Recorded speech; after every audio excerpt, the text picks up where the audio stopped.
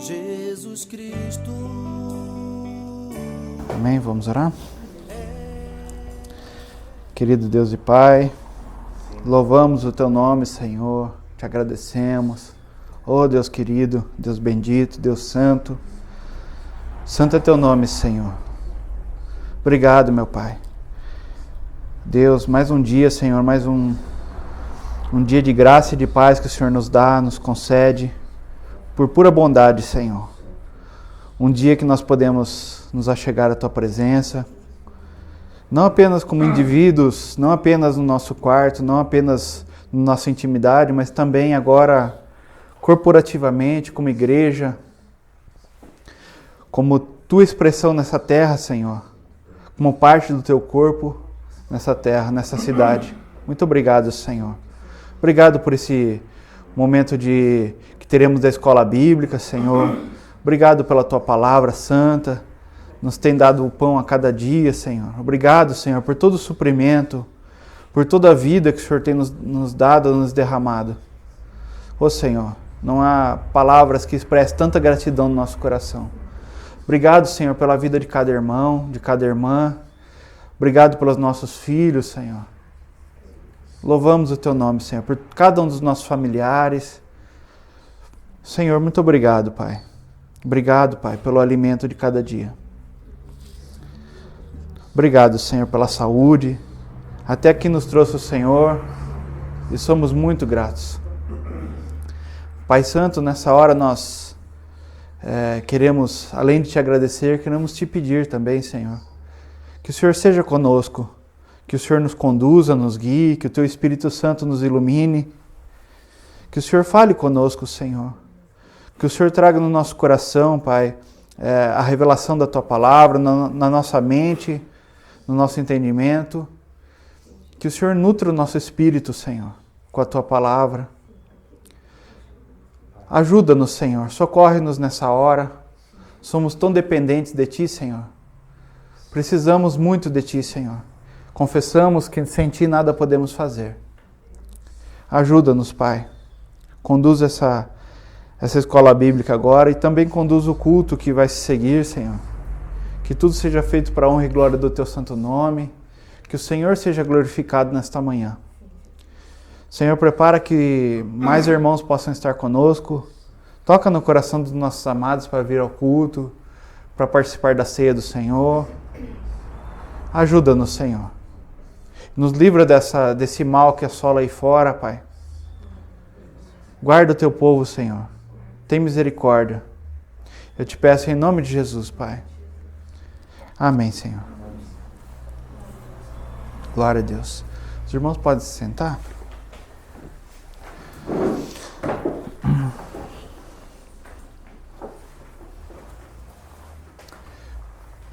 Amém. Glória a Deus. Mais uma aula da Escola Bíblica.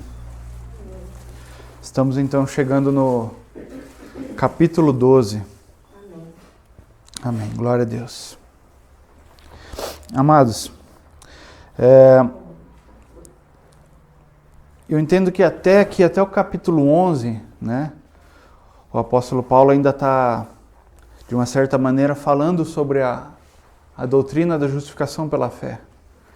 Né, o Senhor nos mostra em 11 capítulos ali a maravilha que é a graça de Deus, né? Como operou essa graça e como opera essa graça, né, em nós. Primeiro por nós, em nós, através de nós também, né? Essa doutrina maravilhosa, tão profunda, tão importante para nós. Espero que até aqui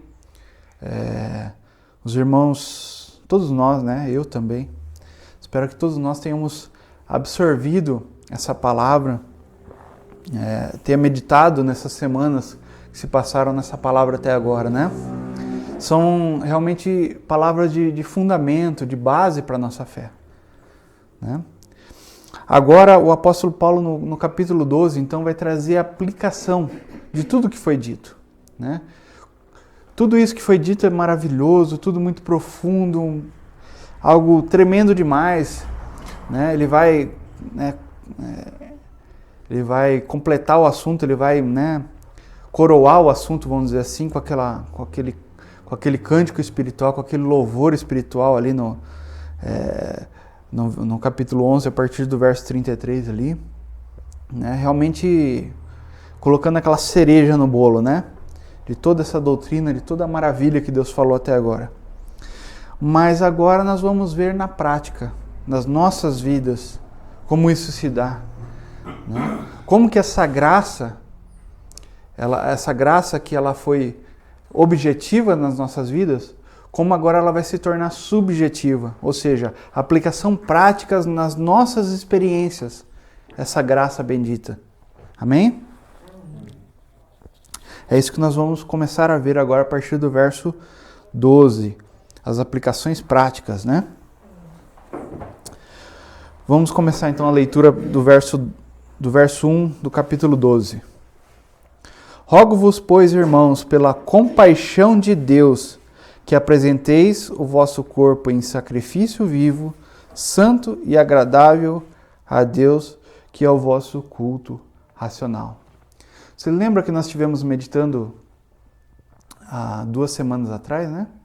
Acerca do 1 Coríntios capítulo 3, né? Onde o apóstolo Paulo diz que ninguém pode pôr outro fundamento a não ser Cristo, né? E em cima desse fundamento, dessa base sólida, dessa rocha eterna, né? Cada um veja como edifica, não é assim? Agora, é a mesma coisa que o apóstolo Paulo está dizendo agora. Agora nós temos que...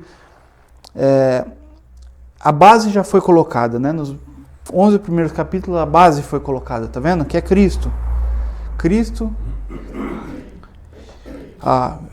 quem Ele é e o que Ele fez. Isso é a nossa base.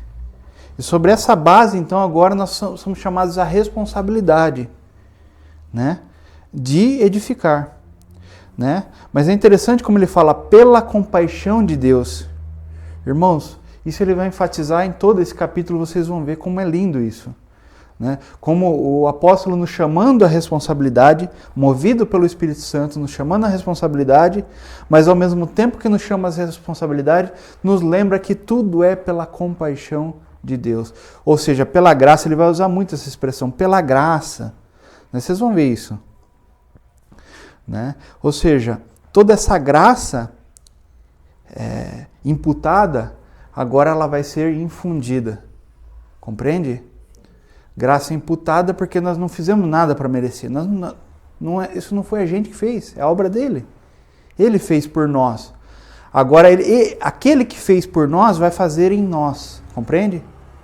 E depois através de nós. É simples assim, irmãos. Que apresenteis o vosso corpo em sacrifício vivo. Ou seja, é responsabilidade nossa sim, irmãos. Ainda que haja a compaixão de Deus, essa graça que nos foi dada, ela tem que ter uma resposta.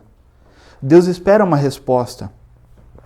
Eu me lembrei daquele versículo que o apóstolo Paulo diz assim lá em Gálatas, que ele diz assim, de Deus não se zomba. Aquilo que o homem semear, certamente ceifará. E a gente sempre lembra desse versículo da responsabilidade humana, e é verdade. Mas eu me lembro também que quem semeou primeiro foi o homem com H maiúsculo, Jesus.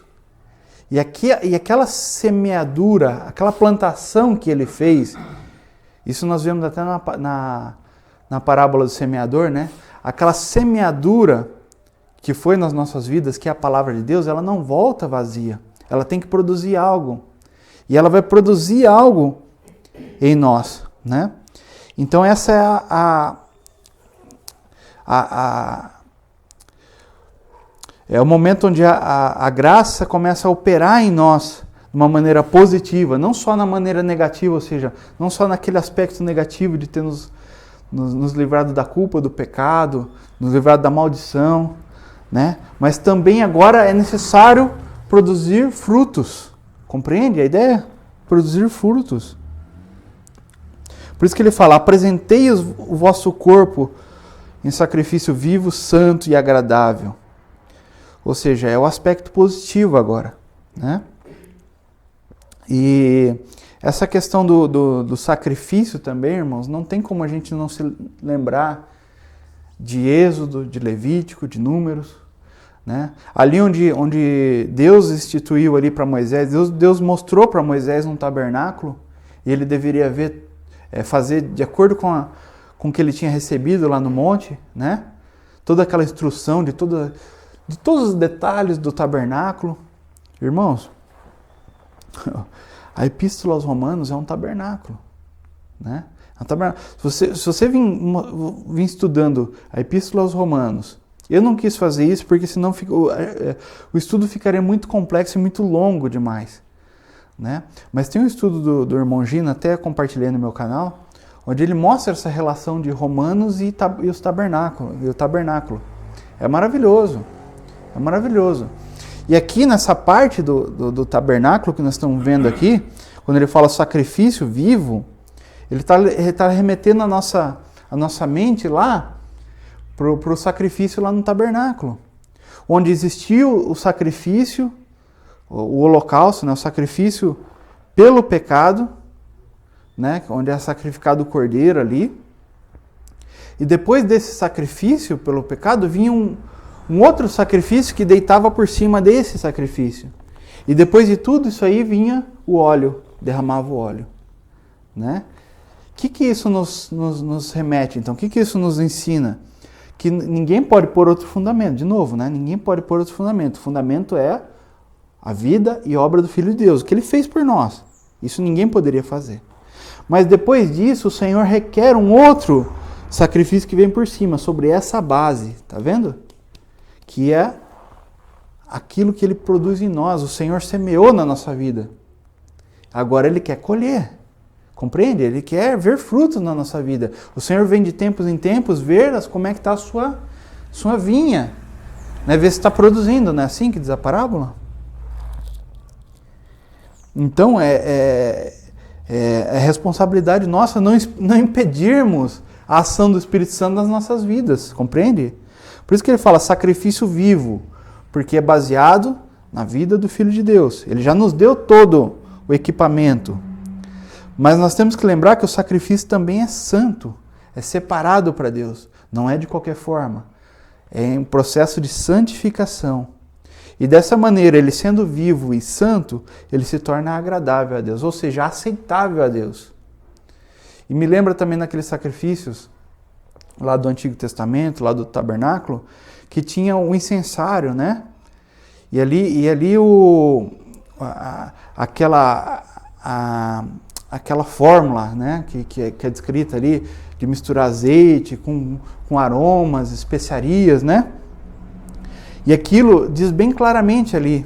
Eu até estava dando uma relida hoje cedo nesse texto, bem importante a gente entender isso, de que fala claramente que aquele cheiro não é para o homem, não é para o agrado do homem, não é para o homem cheirar e falar, ai que maravilha. Não, aquilo ali especialmente é santo. Ali diz em Êxodo fala que ali é aquele unguento, né? aquela mistura, né?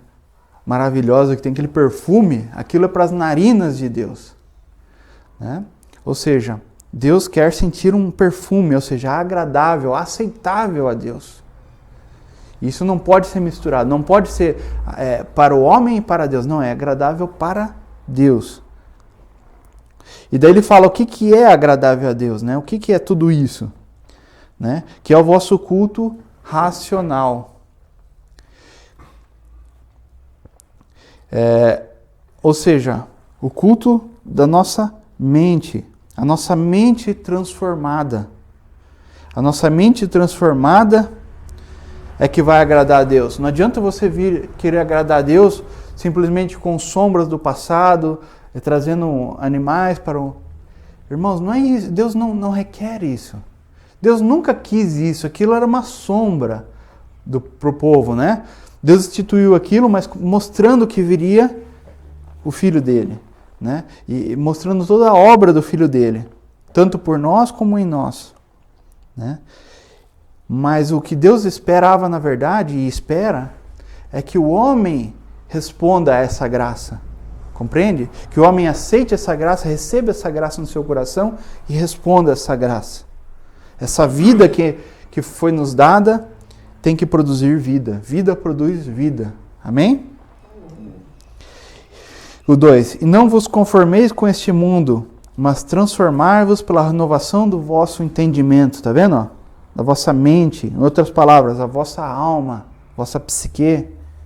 Tá? Aqui não é psique, aqui, mas é a mesma ideia. Para que experimenteis qual seja a boa, agradável e perfeita vontade de Deus. Então, conforme vamos ter a nossa mente iluminada, né? Conforme esse é um processo, né? Jesus falou assim: tome a sua cruz a cada dia e siga-me. Aquele que quiser vir após mim, negue-se a si mesmo. Ou seja, negue o seu eu, a sua mente, o seu entendimento, negue-se a si mesmo. O que eu penso, o que eu sinto, o que eu quero. Tome a sua cruz a cada dia. Então isso é um processo diário. E dessa maneira o Senhor vai acrescentando a cada dia. As coisas para Deus não são mágicas. Deus não quer usar coisas mágicas. Ele não quer assim que um dia a gente acorde iluminado, com pleno entendimento de tudo. Um dia eu não sabia nada, hoje eu acordei e sei tudo. Não. É um processo. Conforme você vai se colocando debaixo de Deus, em submissão a Deus, rendendo a sua mente a Deus, o Senhor vai transformando a cada dia. E dessa maneira experimenteis. Essa palavra é tão importante, irmão. Experimenteis. Tá vendo? Então ele está falando de uma experiência. Tá vendo? Não é só doutrina agora é experiência. É isso na nossa vida, irmãos. Tá vendo? Não tem nada mais prático que isso. É aquela vida de Cristo produzindo frutos já. Tá vendo? Tanta gente se questiona, né? Isso é bem comum, assim, principalmente, eu creio que nos 5 ou 10 primeiros anos de convertido, né? A gente sempre faz aquela pergunta para Deus e depois para si mesmo, perguntando assim: o que eu devo fazer? Né? Qual é a vontade de Deus para minha vida? Não é assim? Todo mundo acho que passa por isso, né, irmão? Acho que a grande maioria das pessoas, os cristãos sinceros, passam por isso. Esse questionamento: o que Deus espera de mim? Né? Mas, irmãos, não vai ser um estalo mágico, que nem eu falei agora. Deus vai revelando na medida com que você vai se dobrando. Compreende? Nós já nos convertemos ao Senhor, mas estamos a cada dia nos convertendo mais ao Senhor, compreende? Nos voltando mais para Ele, a nossa mente sendo cativa a Ele. De que maneira? Na oração, no estudo da palavra, tendo comunhão, experiência com o Senhor. Real. O Senhor vai dando situações, provações vão vindo, e você vai experimentando o Senhor nesse caminhar. Compreende? E o Senhor vai revelando para você mesmo o que tem dentro do seu coração. Muitas vezes nós mesmos não sabemos o que tem no nosso coração, irmãos. Né? Veja a situação toda que nós estamos vendo aí no mundo, dessa pandemia aí. Veja. Né? Eu não sei vocês, mas eu às vezes me sinto nessa situação toda, quando às vezes bate uma certa angústia, uma tristeza, às vezes uma preocupação. Irmãos, todos somos humanos, né? Dizer que ninguém sente nada, não. Não vamos ser hipócritas, vamos ser sinceros, né? A gente vê essa situação, às vezes vê na televisão ou num vídeo no YouTube, não sei, e começa a ver alguns números, e aquilo mexe um pouco com a gente. Será que às vezes você não se assusta com você mesmo, com a sua reação diante de uma situação dessa? De como isso te abateu, como isso, né? Não te assusta às vezes? Não digo só a situação do mundo, não. Você mesmo, a sua própria reação, a sua mente, depois você para pensar e fala assim: eu reagi mal. Né? Eu reagi mal. Por quê? Porque às vezes nem nós mesmos tínhamos noção daquilo que estava no nosso coração. E com a aprovação, com aquela situação difícil, começa a ser exposto aquela nossa deficiência, vamos dizer assim, né? Aquela nossa debilidade. E é uma área onde o Senhor precisa tratar nas nossas vidas. Né? Nossa confiança tem que ser toda no Senhor. Olha só, mas olha que maravilha, irmãos, no 3. Porque pela graça que me foi dada. Agora Paulo vai falar do seu próprio ministério, né? Do encargo que ele tinha para escrever essa carta, compreende? E ele está dizendo assim, olha, foi pela graça que eu escrevi essa carta para vocês. Ou seja, isso é obra do Espírito Santo, não é obra minha. Compreende? E é interessante que depois ele vai falar de novo, segundo a graça. No verso 6 ele vai falar segundo a graça para nós agora. Né? A graça para dar e a graça para receber também, irmãos. Olha que coisa linda. Então é graça em tudo, irmãos. Jesus falou, eu sou o alfa e o ômega, o princípio e o fim. Compreende como tudo começa no Senhor e tudo termina nele, irmãos. Nós saímos de Cristo, estamos em Cristo. Você está em Cristo? Amém? Amém. Glória a Deus, aleluia. Saímos de Cristo. Nós nascemos dele, concorda? Amém. Compreende? Avançamos em Cristo, estamos em Cristo, avançamos em Cristo e corremos para Cristo. Nosso alvo é Cristo. Amém. Aleluia. Ele é nossa terra prometida. Aleluia. Porque pela graça que me é dada, digo a cada um dentre vós que não saiba mais do que convém saber. Então nós estávamos ali até o verso 2, olhando para o nosso relacionamento com Deus, né? Nosso relacionamento com Deus, apresentar aquele culto racional para Deus, que é o que Deus espera. Agora, olha como o Espírito Santo vai vasculhando a nossa alma, irmãos. Olha que trabalho maravilhoso. É um cirurgião, ele vem muito preciso, assim, com aquele bisturi preciso, assim, sabe? Aquele corte nem mais e nem menos, né? Ele vai nos revelando ali toda a nossa entranha ali, né? Primeiro o Senhor faz aquela operação no nosso relacionamento com Deus. Agora ele vai fazer aquela operação na nossa visão que temos de nós mesmos. Olha isso, irmão. Que trabalho maravilhoso do Espírito. Porque pela graça que me é dada, digo a cada um dentre vós, que não saiba mais do que convém saber, mas que saiba com temperança, conforme a medida da fé que Deus repartiu a cada um. Ou seja, que ninguém faça, que ninguém tenha estima demais de si mesmo, né? Que ninguém seja soberbo, né? Que ache que é mais que os outros, irmãos. Nem mais e nem menos. Isso é muito importante. Muito importante. Né? Nós temos a noção real, quando nós olhamos para o Senhor, né? Quando nós olhamos para o Senhor, como eu disse, né? Acabei de falar que nas provações o Senhor começa, nesse relacionamento, nessa experiência com o Senhor começa a revelar também não só quem Ele é, tudo começa nele, mas Ele começa a nos mostrar também quem nós somos. Se nós somos soberbos, se nós somos arrogantes, se nós somos... tem aquela ideia do complexo da superioridade, né, de arrogância, mas também tem outro extremo, que é o complexo da inferioridade. Né? Eu creio que a pessoa que é muito arrogante, que ela quer se impor sobre os outros, que ela quer dizer que ela sabe mais, que ela está acima, que ela é mais rica, que ela é mais, sabe? Que ela pode mais, que ela é mais poderosa. No fundo, essa pessoa, ela tem complexo até de inferioridade. Essa pessoa, ela precisa ficar se afirmando o tempo todo, né? Que ela pode, que ela consegue, que ela vai além, que ela não sei o quê. Entende? É um desequilíbrio aí, irmãos. É um desequilíbrio. É baseado nessa fragilidade humana, né? Nessa condição humana por causa do pecado. Isso entrou no homem por causa do pecado, irmãos. Tanto de superioridade como de inferioridade, né? Esse desequilíbrio entrou na humanidade, na raça humana, por causa do pecado, né? Como nós já estudamos.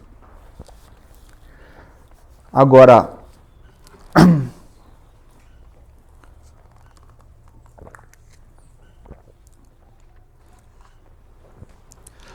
o que acontece? Esse desequilíbrio, né, vai gerar em nós uma imagem errada de nós mesmos. Nós vamos ter um conceito errado de nós mesmos.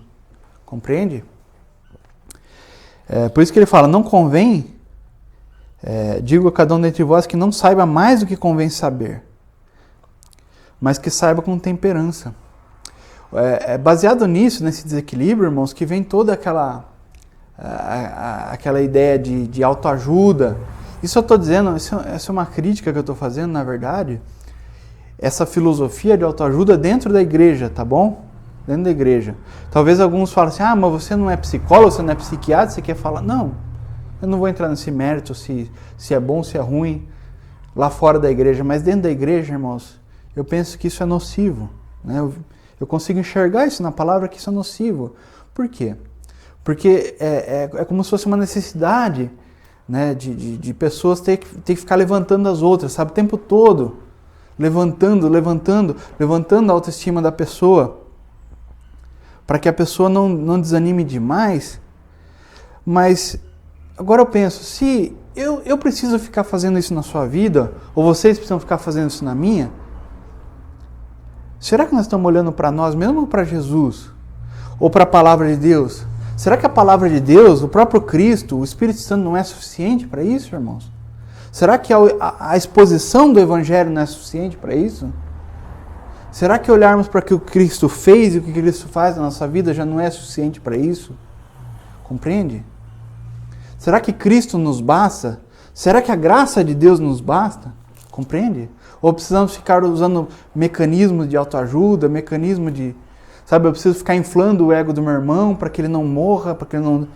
Sabe? Eu não estou dizendo que é errado você fazer um elogio, não estou dizendo que é errado você...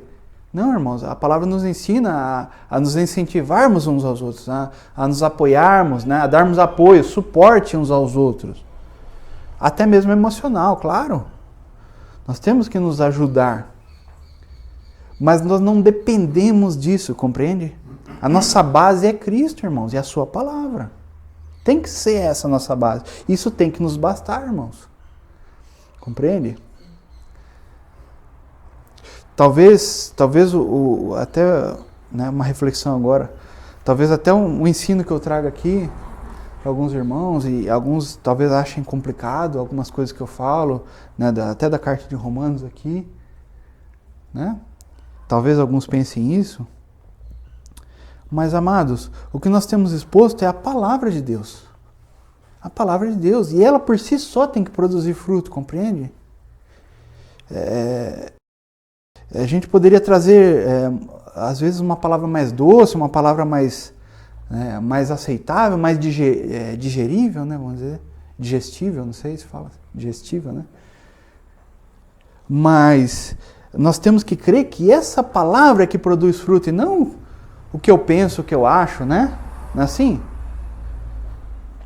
Penso eu assim, eu enxergo isso na palavra, que é a própria palavra que produz o fruto, e não as minhas opiniões, os meus afagos, né? E ele fala assim, né?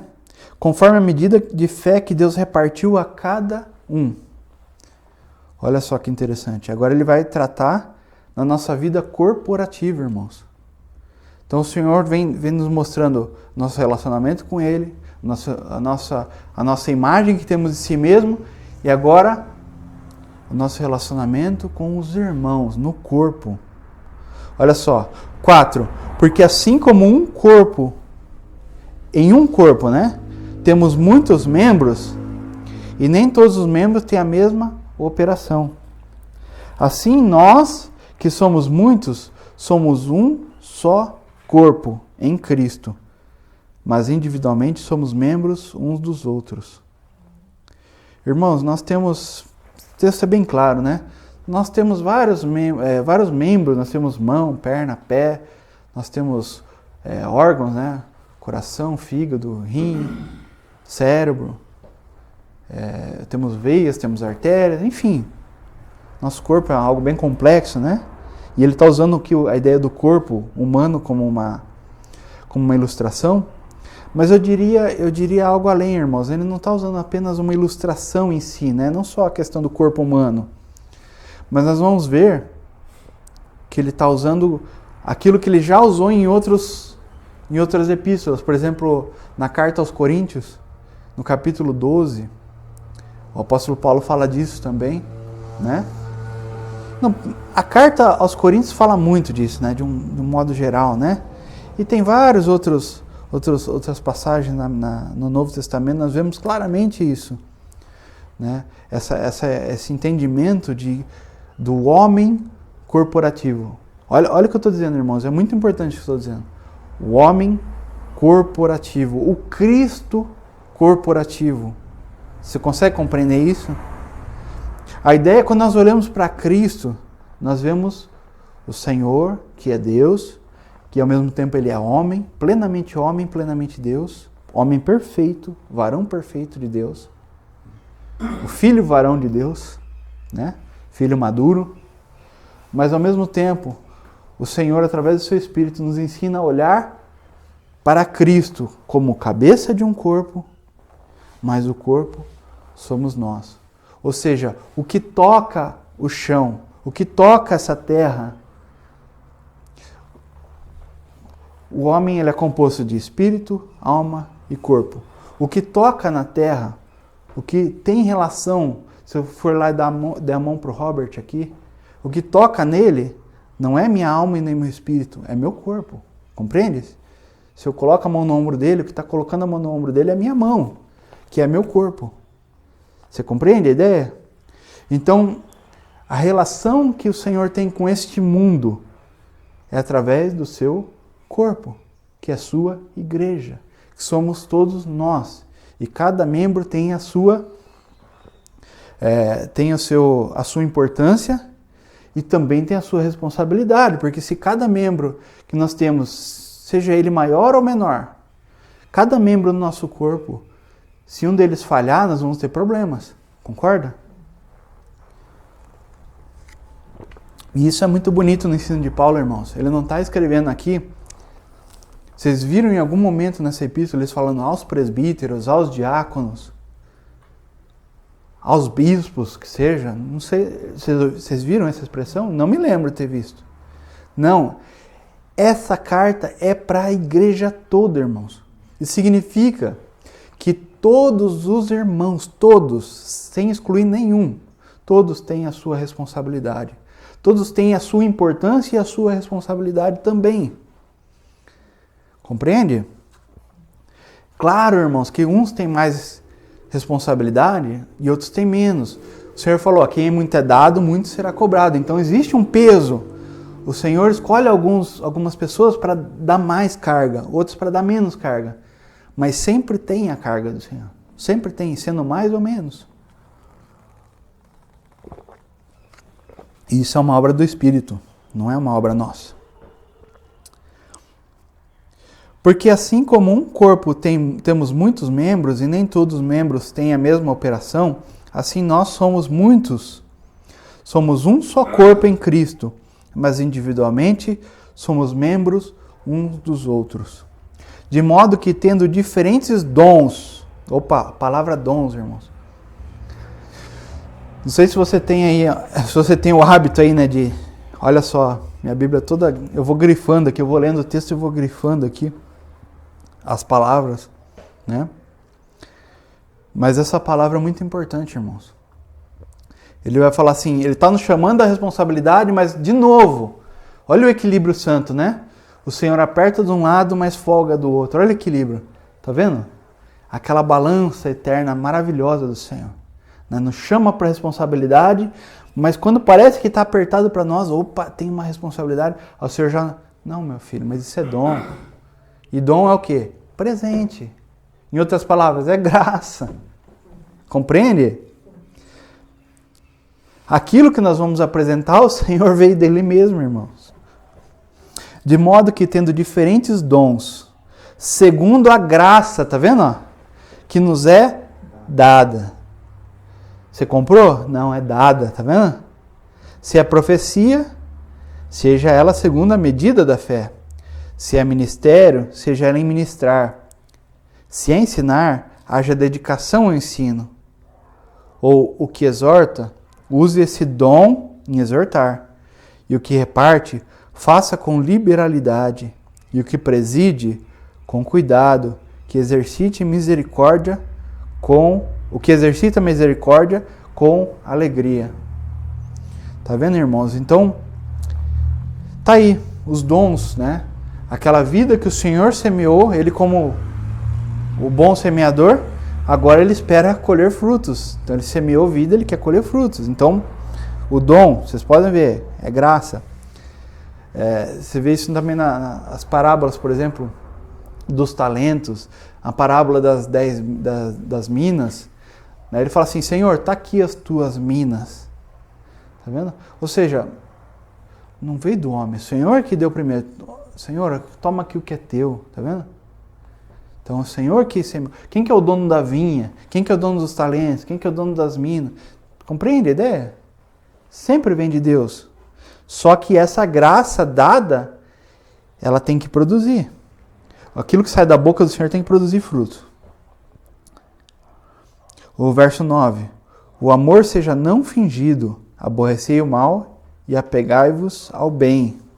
Amai-vos cordialmente uns aos outros com amor fraternal, preferindo-vos em honra uns aos outros. Não sejais vagarosos no cuidado, sede fervorosos no espírito, servindo ao Senhor. Irmãos, eu já falei isso outras vezes, eu vou repetir, é bom sempre enfocar isso, né? Essa questão de que vem do Senhor e de que eu vejo muitas pessoas tentando simplificar as coisas de Deus, além do que deveria ser. Muitas pessoas falam assim, mas espera aí, a gente está estudando a palavra de Deus, não é só eu amar, como se o amor fosse algo, sabe, produzido pelo homem. Fala assim, não, eu vou amar. Não, isso vem de Deus, irmãos. O amor nasce primeiramente em Deus, é fruto dele mesmo, porque Deus é amor. Como você espera receber algo que é da essência de Deus fora de Deus? Ou seja, de você mesmo. Não tem como, irmãos. É impossível. O problema está no nosso entendimento e compreensão do que é amor. Às vezes a nossa visão, o nosso entendimento do que é amor é que é errado. Compreende a ideia? Às vezes o que nós pensamos ser amor é algo totalmente superficial, superficial. Né? Algo só aparente. Mas o amor, como diz aqui a palavra, seja não fingido. E como que o amor é não fingido? Como é que eu vou perceber que é um amor não fingido? É o amor que dá honra ao outro, que procura honra ao outro. Irmãos, como nós buscamos, para pensar, eu estou falando isso de mim mesmo, tá? Como nós procuramos honra para nós mesmos? Às vezes o nosso coração não está em dinheiro, né? Dinheiro diretamente, propriamente dito, né? Mas às vezes nós buscamos honra. Nós ficamos esperando reconhecimento, glória. Não é assim? Quando na verdade o Senhor está nos ensinando a negarmos a nós mesmos. Negar a si mesmo é a se anular. Ou seja, é desaparecer. Nós somos convidados, irmãos, a sermos um ilustre desconhecido. Compreende? Um ilustre desconhecido. E devemos nos alegrar disso, irmãos. Não ficar buscando reconhecimento, nada disso. Né? Hoje em dia, com as redes sociais, né, nós temos uma tentação grande de querermos nos expor, né, de aparecer, né, de likes, né? Como isso nos tenta, assim, né, o tempo todo, irmãos. O tempo todo. Né? Ainda mais para quem está pregando, né, Robert? A gente, né, quem está aqui falando, ou quem está tocando instrumento, ou qualquer coisa assim. Não somos tentados a isso, irmãos. Mas o Senhor nos chama para nos anularmos.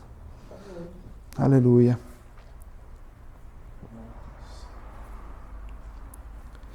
Então, irmãos, continuando aqui, né? O 11. Não sejais vagarosos no cuidado, sede fervorosos no espírito, servindo ao Senhor. Alegrai-vos na esperança, sede pacientes na tribulação, perseverai na oração. Irmãos, acho que não tem nem que explicar muito isso aqui, né? Está tão claro, né, irmãos? Como essa vida vai produzindo, vai gerando em nós. Comunicai com os santos nas suas necessidades. Olha, irmãos, é dessa maneira que a gente vê se o amor é não fingido, tá vendo? Se o amor é real, ou se é só um conceito que temos na nossa cabeça. Tá vendo? Quando ele fala assim, comunicai com os santos nas suas necessidades. Ou seja, em outra tradução diz compartilhar os seus bens, né? Divida os seus bens com os necessitados. Segui a hospitalidade. Abençoai aos que vos perseguem. Abençoai e não amaldiçoeis. Eu estava hoje logo de madrugada, no domingo eu acordo bem cedo, como os irmãos sabem, né? Eu normalmente acordo bem cedo. E no domingo. E eu estava meditando hoje, eu creio que o Senhor me levou a uma meditação a respeito dos 7 Espíritos de Deus, que tem lá em Isaías, que tem lá em Apocalipse. Né? Eu estava meditando sobre isso. De como aquele ou Espírito de Deus, que é um só, irmãos, não existem 7 Espíritos. Quando a palavra diz 7 Espíritos, não quer dizer que são 7 Espíritos Santos, entende? Compreende a ideia? Mas são 7 facetas do Espírito, são 7 faces do Espírito, que nos mostram cada faceta dessa verdade, dessa realidade, algo maravilhoso, algo profundo da parte de Deus.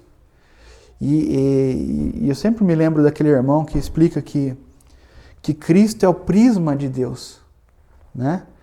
A luz de Deus, pensa na luz como quando a gente vê a luz, né? Aliás, a gente não vê a luz, mas a gente vê a claridade, né? Quando você olha a luz, você tem aquela ideia da luz branca, né?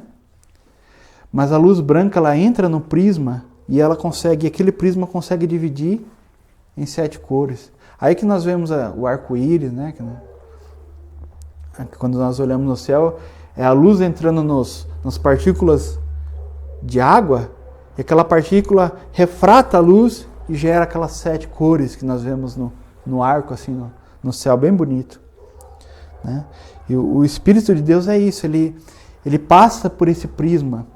Antes até nós olhávamos e víamos lá no capítulo 1 de Romanos, onde os homens são indesculpáveis, né?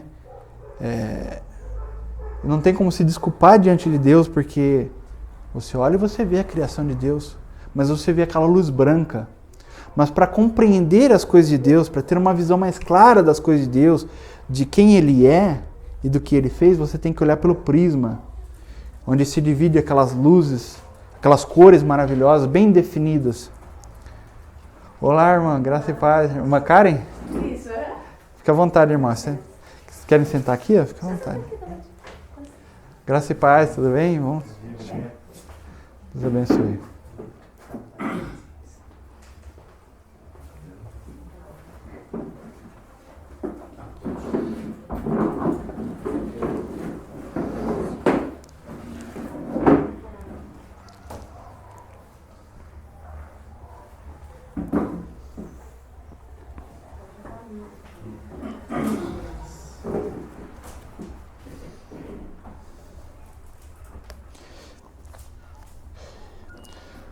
Por isso que lá em Apocalipse nós vemos, irmãos, nós estamos estudando Romanos capítulo 12, nós estamos ali no verso 13 ali, tá? Verso 14. Nós estamos semana a semana estudando Romanos, cada semana nós estamos tentando estudar um capítulo, né? Desculpa, qual horário? Eu tô sem meu celular aqui. 20? Então já estamos concluindo já. E nós vemos então, irmãos, aquele prisma de Deus, né, refratando as luzes ali, a luz, aliás, e nos mostrando aquelas cores bem definidas. Estão vendo esse prisma aqui, irmãos? Tá vendo? Você vê claramente ali onde ele fala, a cada um é dado o dom, né, diferentes dons, né, cada um tem os seus dons, ou o seu dom, que o Senhor divide a cada um, né, pela graça, né, segundo a vontade de Deus. Então nós vamos vendo as facetas, tá vendo?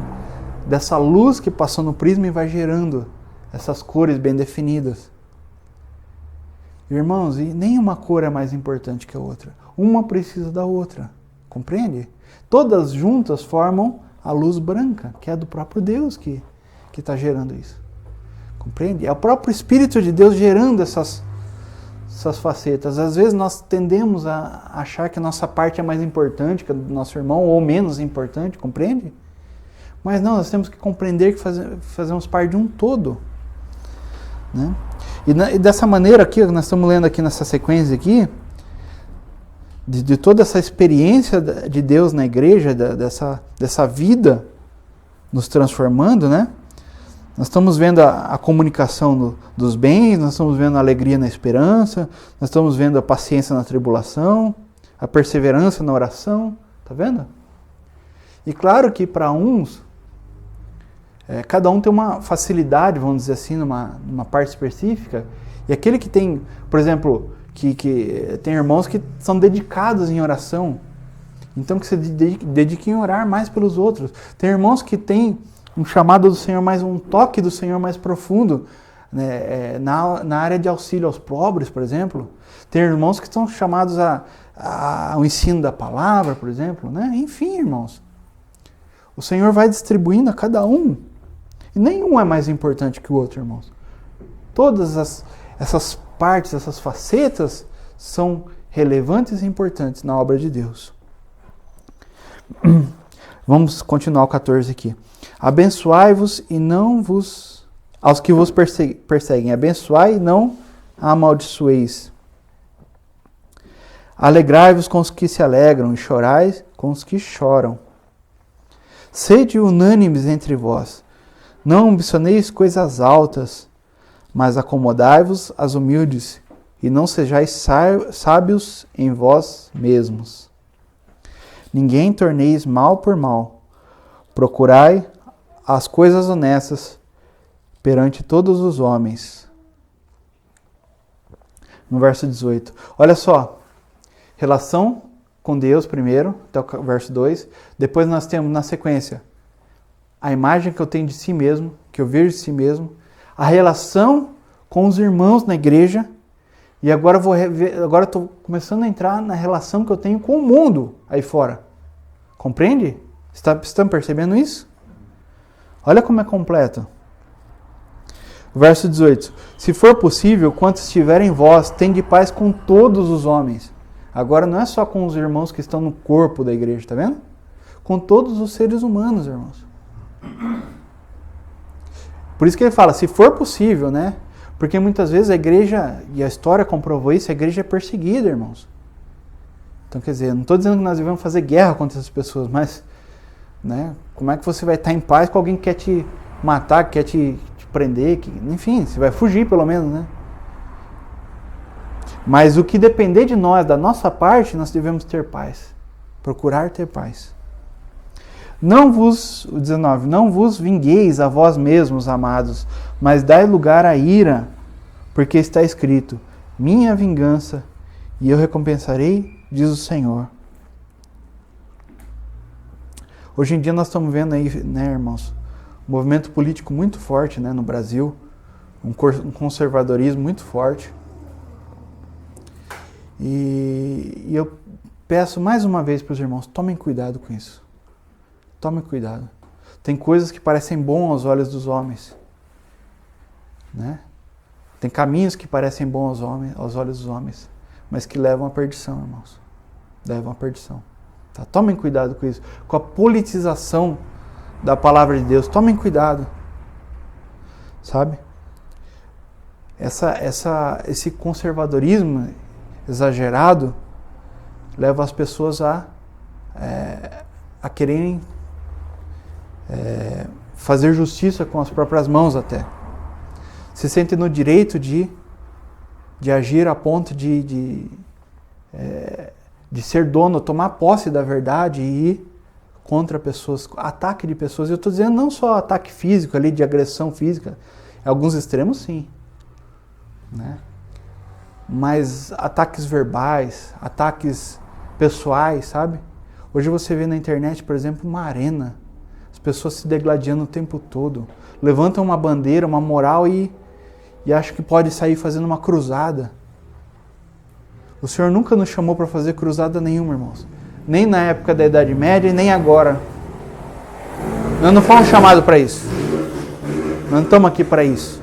Amém? Nós estamos aqui para proclamar a palavra de Deus. Aleluia.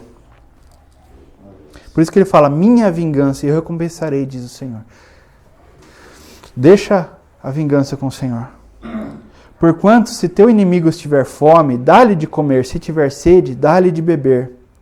Porque fazendo isso, amontoarás brasa de fogo sobre a sua cabeça. Uma semana atrás, mais ou menos, acho que uns 10 dias atrás, eu até compartilhei um vídeo que eu achei muito interessante, que eu vi no YouTube, por acaso. Né? Eu vi uma pessoa que treina jiu-jitsu, né? Que treina jiu-jitsu. Essa pessoa foi afrontada na rua. Uma pessoa que apareceu e começou a história diz assim, pelo menos na descrição do vídeo, não mostra, né? Mas na descrição do vídeo, diz que essa pessoa estava com a sua filha, né? Esse lutador de jiu-jitsu, esse praticante de jiu-jitsu. Ele estava com a sua filha andando na rua e uma pessoa apareceu e começou a mexer com a filha dele, não sei o que, começou a afrontar ele por causa da filha. E o cara partiu para cima dele numa luta corporal. E o lutador de jiu-jitsu, o praticante de jiu-jitsu, imobilizou facilmente o rapaz. Ele pegou, a hora que o rapaz veio para cima, ele já pegou o braço, já derrubou no chão, já imobilizou o cara. Mas assim, em questão de poucos segundos, assim, muito rápido mesmo. Por causa da técnica, né? E o outro lutador parecia até ser mais forte que ele. Mas ele fez isso numa facilidade muito grande. E a hora que ele imobilizou o rapaz, ele ficou em cima do rapaz e abriu os braços e falou assim, e agora? O que você vai fazer? Né? Fez assim, né? Abriu, gesticulou assim com a mão, falou, o que você vai fazer? E daí eu achei muito interessante que a pessoa que estava comentando o vídeo, ela falou algo, achei muito, muito bom. Ela falou assim, entre ter paz e razão, eu prefiro ter paz. Não é verdade, irmão? Não, é até algo... E ele não bateu naquele rapaz, ele poderia ter batido naquele rapaz, porque ele já tinha imobilizado ele. Entende? Mas ele falou assim, e agora? Você quer brigar? Mas e agora? Você está aí neutralizado, você vai fazer o que agora? Entende? O rapaz falou, agora você se acalma, vamos embora, cada um vai para sua casa e pronto, irmãos. Compreende? É isso que o Senhor está nos ensinando aqui. Entre ter paz e razão, irmãos, é melhor termos paz. Nós não fomos chamados para ser dono da razão. Né? É isso que o Senhor está falando aqui, ó. Se seu inimigo tiver fome, dá-lhe de comer. Se tiver sede, dá-lhe de beber. Né? Se ele insistir nessa ira contra você, ele está o quê? Ele está amontoando brasa na sua cabeça. Deixa com o Senhor vai tratar com ele. Ore por ele. Jesus nos ensinou, né? Ore pelos que vos perseguem. E o apóstolo Paulo conclui então esse capítulo de maneira maravilhosa, né? Não te deixes vencer do mal, mas vence o mal com o bem. Glória a Deus. Amém, irmãos? Glória a Deus.